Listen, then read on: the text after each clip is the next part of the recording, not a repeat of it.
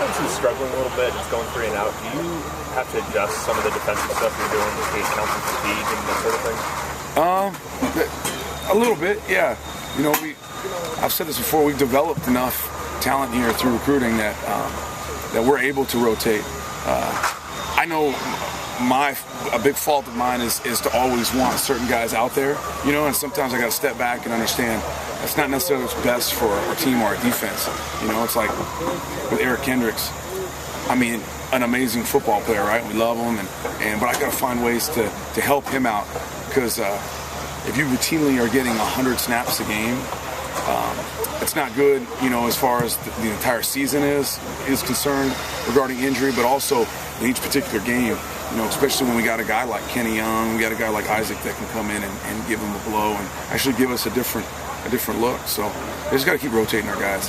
What type of stuff were you talking about specifically with Kendricks? I mean, he was one of the best games of the season against Colorado.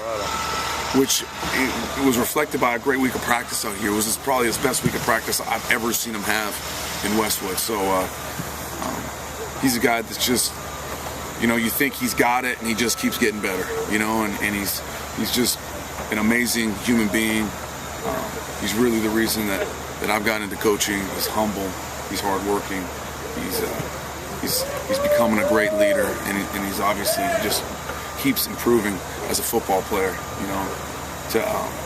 To think that he's a viable candidate for the Buckets, that's a big deal. Yeah. When you were with the 49ers, did they sub a lot? No, you, did you? But I guess I was a little older. It's totally a different game. It's totally a different game because it's, for one, you got 45 guys that dress on game day, right? So you don't have a lot of backups, for one. For two, you're never taking 100 snaps, ever, in the NFL. You know, you got a running clock. You know, you don't have two tempoed offense going against each other, you know. It's like, you know, we score, or it's, you know, we're off in a minute, you know, we're back on, you know, so it's a totally different game. Tack McKinley didn't play quite as much this last game as he did against Cal. Was that just a matchup thing, or? A little bit of a matchup thing, a little bit of a, you know, in Cal, they gave us an opportunity to sub on third down. You know, Cal didn't, or Colorado didn't give us the opportunity to do that as much. You know, so what we've made an emphasis this week is to really get him up to speed on all of the calls. You know, whereas before we were trying to limit his package just so he could focus and hone in on a few things. But now he's getting more comfortable with everything, so we can play him on virtually every down now, which will help. Looking back at that Colorado game, is that a game where you could have used him a little bit more just to create pressure throughout the game? Yeah, I mean, it's hard. The thing about Colorado is the ball gets out so quick. You know, their passing game is predicated upon quick game. You know, whether it's to the running backs or it's quick, short, intermediate throws. You know, so it's a deal where we hit them routinely. Did we sack them? No. I mean, there's a reason that they're averaging, you know, 1.5 sacks a game.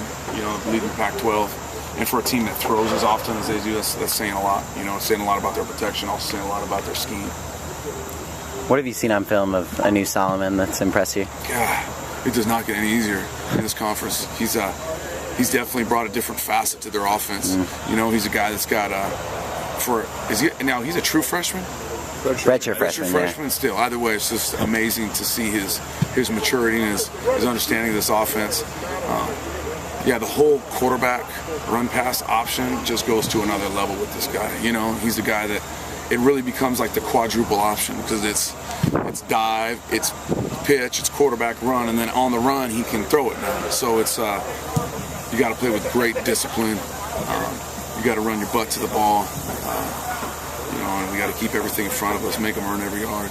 Is Rich Rod's offense just in general one of the harder offenses to game plan for in Pac-12 or any that you guys have faced? Yeah, it's a combination. Obviously, he does a great job schematically, but at the same time, they got some really good players. You know, some receivers that are collectively very good as a group, and they roll a bunch. And what's underrated is their running game. I mean, shoot, looking back at last year's tape, they ran for 255 yards on us. You know, and it's a product of spreading you out to make you think pass a lot of times, and all of a sudden here comes the run.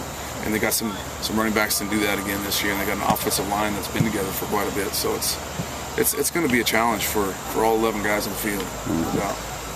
Is it unusual to see an offense stay as successful as they've been year to year despite cycling through different quarterbacks? yeah, they've done a great job. I mean, obviously the system speaks for itself, but at the same time, a great job recruiting and getting guys in there that can fill that role and understanding the type of guy that they want. You know, so it's a huge credit to them and their offense.